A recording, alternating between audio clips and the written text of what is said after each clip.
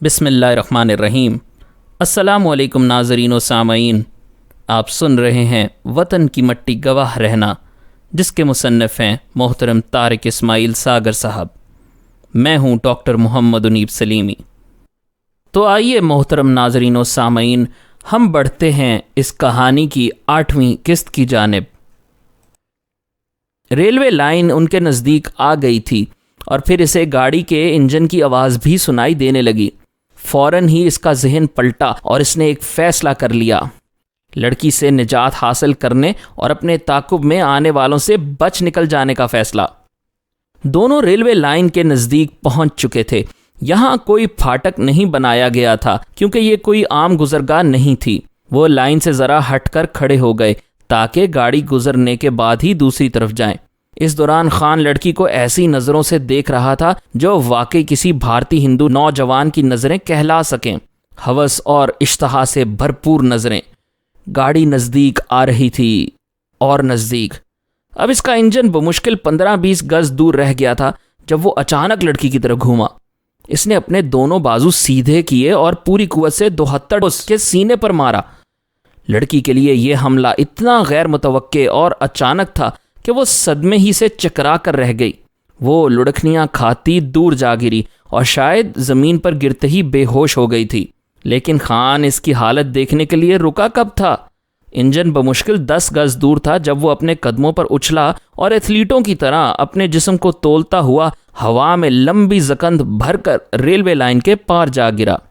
اس عمل کا مکمل نظارہ اگر کسی نے گاڑی میں سے کیا بھی تھا تو بھی اس کا کچھ نہیں بگڑ سکتا تھا، کیونکہ لڑکی اور اس کے درمیان خاصی لمبی ٹرین حائل تھی۔ خان دیوانہ وار کھیتوں کے اندر ہی اندر بھاگ رہا تھا۔ اس کے حساس کانوں نے اس دوران ریوالور سے کی جانے والی فائرنگ کی آواز سن لی تھی، گو کہ ٹرین کے شور میں یہ آوازیں خاصی دبی ہوئی تھیں، لیکن اس کے باوجود وہ یہ جان گیا تھا کہ لڑکی کے ہمراہی ہوا میں فائرنگ کر کے شاید اپنی بوکھلاہٹ کو کسی طور پر کم کرنے میں کوشاں تھے۔ اتنی خطرناک صورتحال کے باوجود ان لوگوں کی بے بسی پر بھاگتا ہوا خان مسکرائے بغیر نہ رہ سکا۔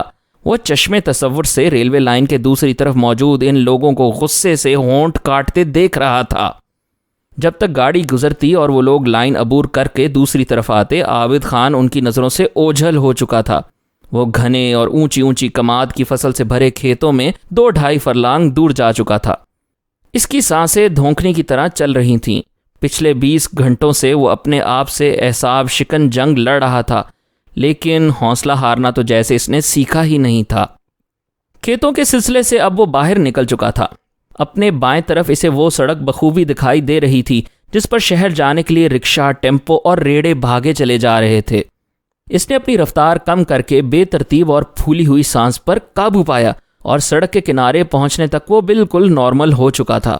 اسے علم تھا کہ دشمن شکاری کتے کی طرح اس کی بو سونگھتا ہوا اس کے تعاقب میں آ رہا ہے، لیکن وہ اتنے اطمینان سے سڑک کے کنارے کھڑا تھا جیسے ابھی ابھی فٹ بال میچ سے فارغ ہو کر آیا ہو۔ ایک ٹیمپو کو نزدیک آنے پر اس نے ہاتھ کے اشارے سے روکا اور اس میں پہلے سے موجود سواریوں کے ساتھ پھنس کر بیٹھ گیا۔ ٹیمپو میں موجود سواریوں نے اپنے اپنے زاویے سے اس پر نگاہیں دوڑائیں، لیکن خان جان بوجھ کر کسی سے بھی آنکھیں نہیں ملا رہا تھا۔ یہ وہ لوگ تھے جو اکثر اسی روٹ پر سفر کیا کرتے تھے اور اپنے درمیان کسی اجنبی کو دیکھ کر ان کا چونکنا بھی ضروری تھا۔ شاید اسی لیے اس کے سامنے والی سیٹ پر بیٹھے ایک گہری آنکھوں والے بوڑھے سکھ نے اس سے پوچھا تھا، کتھوں آئے ہیں؟ چندر والی۔ خان نے پہلے سے ہی خود کو ایسی صورتحال کا مقابلہ کرنے کے لیے تیار کر رکھا تھا۔ پرونا ہیں؟ مہمان ہو؟ دوبارہ اس نے خان کی آنکھوں میں جھانکا جہاں سوائے معصومیت کے اسے اور کچھ دکھائی نہیں دے رہا تھا۔ ہاں جی، میں امرتسر سے آیا ہوں۔ خان نے ایسے پھاڑ کھانے والے لہجے میں جواب دیا کہ دوبارہ بوڑھے سکھ کو، جو شکل ہی سے پولیس کا ٹاؤٹ دکھائی دے رہا تھا، کوئی اور بات پوچھنے کی ہمت نہ پڑی۔ اس کے ساتھ والے کسی مسافر نے شاید خان کے تندو تیز لہجے کو بھانپ لیا تھا، تبھی اس نے بوڑھے سکھ کو قریباً ڈانٹتے ہوئے کہا تھا، سرپنچ کیا بن گیا ہے یار، مصیبت ڈال رکھی ہے اس نے، خواہ مخواہ لوگوں پر شک کرتا رہتا ہے۔ اور کیا؟ ساتھ والی سواری نے کہا۔ شاید یہ لوگ بوڑھے سکھ سرپنچ کی عادت سے واقف تھے، اور انہوں نے بطور ہندو اس بات کا برا منایا تھا کہ ان کے ایک ہندو ساتھی سے اس لہجے میں گفتگو کی جائے۔ سرپنچ نے کسی بات کا جواب نہ دیا اور چپکا ہو کر بیٹھا رہا۔ پھر وہ لوگ رات اپنے دیہاتوں کے گرد گرد ہونے والی ہلچل کے متعلق باتیں کرنے لگے۔ وہ کسی پاکستانی گھس بیٹھیے کا ذکر کر رہے تھے اور ایک آدمی بڑے رازدارانہ لہجے میں دوسروں کو بتا رہا تھا کہ اس نے اپنی آنکھوں سے ایک پاکستانی جاسوس کو کنویں میں زہر ملاتے دیکھا ہے۔ اس سوال پر کہ اس نے اسے گرفتار کیوں نہیں کروایا، اس نے لوگوں کو بتایا کہ جب تک وہ مقامی پوسٹ پر اطلاع کرتا وہ جاسوس بھاگ گیا تھا اور سرکار نے اب وہ کنواں بند کروا دیا ہے۔ خان نے انہیں اپنی باتوں میں مصروف دیکھ کر خدا کا شکر ادا کیا۔ ٹیمپو میں سواریاں اس بری طرح ٹھسی ہوئی تھیں کہ باہر لٹکتا کنڈکٹر اندر آنے کی ہمت نہیں کر پا رہا تھا۔ یہی بات خان کے لیے فائدہ مند ثابت ہوئی اور ایک جگہ جہاں ٹیمپو رکا اسے کچھ زیادہ ہی رونق دکھائی پڑی۔ شاید یہ بیچارے نزدیکی دیہاتوں کے رہنے والے لوگ تھے جو اپنے کاروباری زندگی کے سلسلے میں شہر کی طرف جا رہے تھے۔ سواریوں کی ٹانگوں کو ادھر ادھر کرتا وہ باہر نکل آیا۔ مقامی سواریوں کے کرائے اسے حفظ تھے۔ اس نے روپے کا ایک نوٹ کنڈکٹر کے ہاتھ پر رکھا اور اس کی طرف دیکھنے لگا۔ کنڈکٹر نے جیب میں ہاتھ ڈالا، کچھ پیسے اسے لوٹا کر زور سے ہاتھ ٹیمپو پر مار دیا۔ خان نے ایک لمحے کے لیے رک کر صورتحال کا جائزہ لیا۔ اس سٹاپ کے بالکل پیچھے اسے ایک ہی قطار میں بنی 5-6 دکانیں نظر آ رہی تھیں۔ شاید یہ اس علاقے کا سب سے زیادہ ترقی یافتہ گاؤں تھا۔ ایک دکان پر جہاں ایک بوڑھا سا درزی سر جھکائے مشین چلانے میں مصروف تھا، اسے کپڑے اور کینوس کے تھیلے اور دھوتیاں لٹکتی نظر آ گئیں۔ یہ تائید غیبی تھی۔ اس نے ایک لمحے کے لیے کچھ سوچا، پھر دکان پر پہنچ گیا۔ دھوتی کی قیمت اس نے جان بوجھ کر خاصی بحث کے بعد کم کروائی تھی اور ایک کپڑے کا تھیلا بھی خرید لیا تھا۔ اب اس کا رخ سڑک کے پرلی طرف بنے کماد کے کھیتوں کی طرف تھا۔ لوگوں کی آمد و رفت اچھی خاصی شروع ہو گئی تھی، لیکن وہ نظریں بچا کر ایک کھیت میں پیشاب کے بہانے گھسنے میں کامیاب ہو ہی گیا۔ تھوڑی دیر کے بعد جب وہ کھیت سے دوبارہ برآمد ہوا تو بالکل ایک بدلا ہوا انسان تھا۔ اس کے جسم پر قمیض تو وہی تھی، لیکن دھوتی بدل چکی تھی جسے اس نے برہمنوں کے مخصوص انداز میں بل دے کر باندھا ہوا تھا۔ صبح مندر کے پروہت نے اس کے ماتھے پر جو چندرا لگا دیا تھا، اس کے بعد تو وہ اب بالکل برہمن نظر آنے لگا تھا۔ دل ہی دل میں اپنے نئے روپ کا تصور کر کے وہ مسکرا دیا۔ اب وہ دوبارہ اسی سٹاپ کی طرف جا رہا تھا جہاں اترا تھا، لیکن حیرت کی بات یہ ہے کہ اس کی چال بالکل بدل چکی تھی۔ اس کے چلنے کا انداز اس بات کی چغلی کھا رہا تھا کہ اس کی دونوں ٹانگوں میں کچھ فرق ہے۔ کھیتوں کے سلسلے سے سٹاپ تک وہ یہی چال چلتا ہوا آیا، لیکن کیا مجال جو اس میں ایکٹنگ کا شبہ تک بھی گزرا ہو۔ بس سٹاپ کی بنی دکانوں میں سے وہ ایک چائے کی دکان پر بیٹھ گیا۔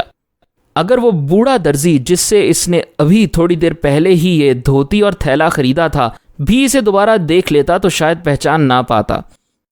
اس نے دکاندار کو پاؤ دودھ کی چائے اور مٹھائی لانے کو کہا اور خود دیہاتیوں کے سے انداز میں دونوں ٹانگیں پسار کر لکڑی کے بینچ پر بیٹھ گیا۔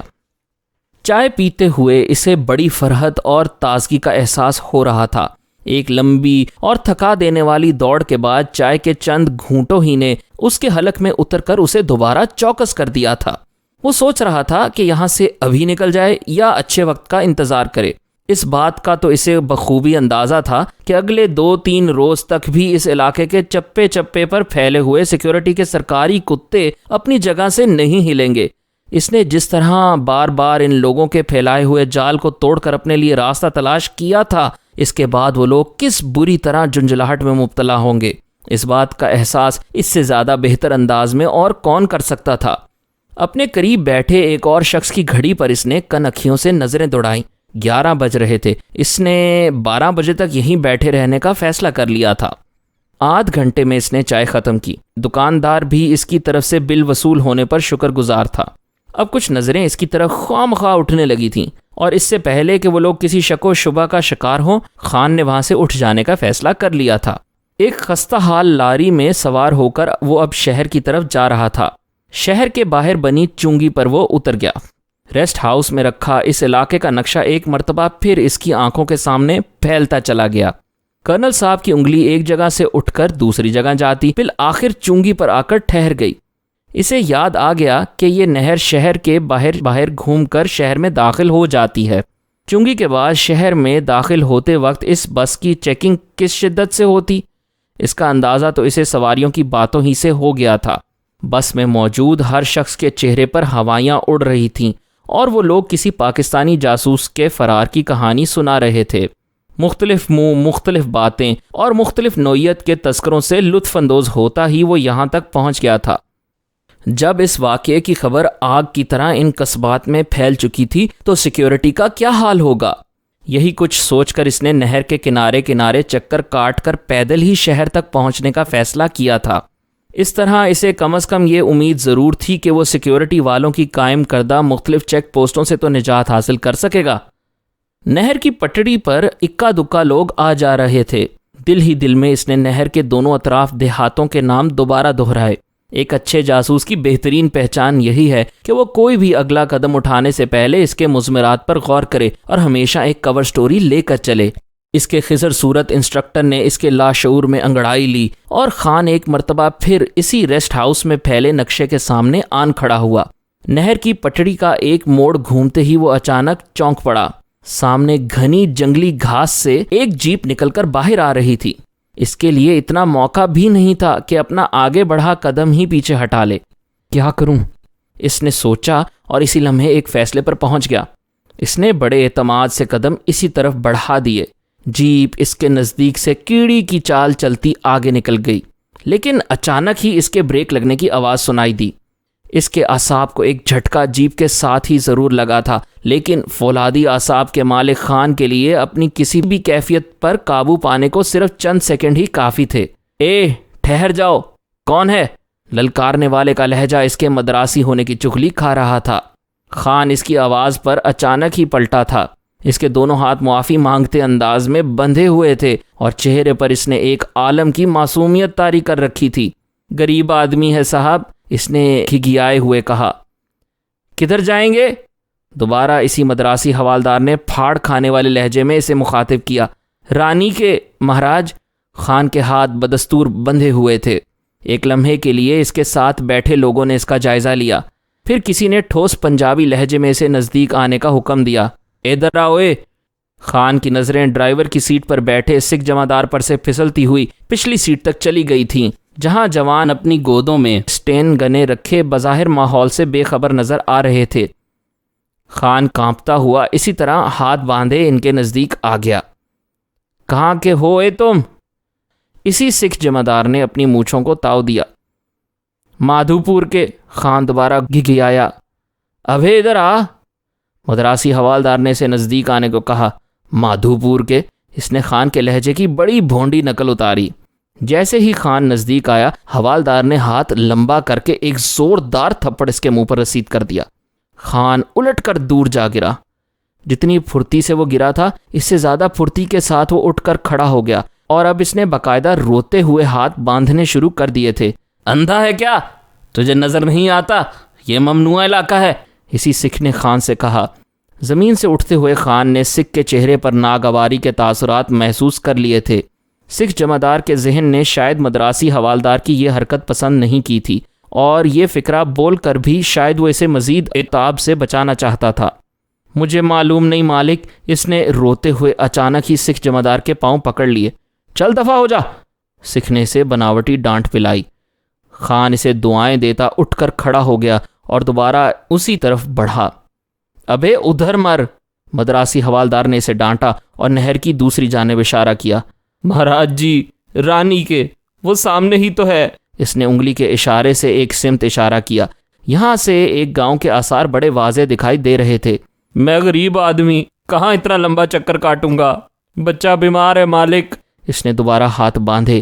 اچھا جلدی چلا جا، دفعہ ہو جا، اس سکھ جمعدار نے دوبارہ اس کی مسیحائی کی۔ اس سے پہلے کہ مدراسی حوالدار کوئی اگلا حکم سنائے، اس نے قریباً بھاگنے کے اسے انداز میں قدم آگے بڑھا دیے۔ اس کے بڑھتے قدموں کے ساتھ ہی سکھ جمعدار نے جیپ کی اگنیشن میں کنجی گھما دی تھی۔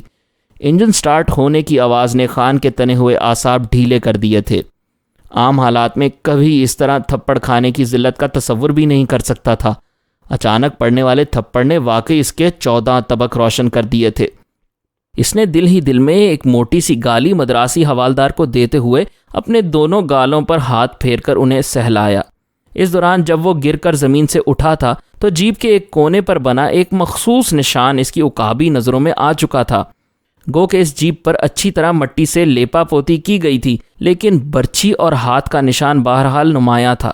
اس نے اپنے ذہن کے کسی بڑے ہی محفوظ گوشے میں اس نشان کو محفوظ کر لیا۔ اب اس کے لیے رانی کے کی طرف جانے کے سوا اور کوئی چارہ نہیں تھا۔ رانی کے واقعی اسی گاؤں کا نام تھا جو یہاں سے بمشکل 5 میل کے فاصلے پر نظر آ رہا تھا، اور اسے وہی راستہ جاتا تھا جس طرف سے یہ جیپ نکل کر آئی تھی۔ مزید اقساط سننے کے لیے ہمارے چینل کو سبسکرائب کیجیے اور بیل آئیکن پر کلک کریں تاکہ آپ کو ہمارے نئے اپلوڈز کے متعلق نوٹیفیکیشنز ملتی رہیں۔ ہماری ویڈیوز کو لائک اور شیئر کریں اور کمنٹ سیکشن میں ہمیں اپنی رائے سے آگاہ کرتے رہیں۔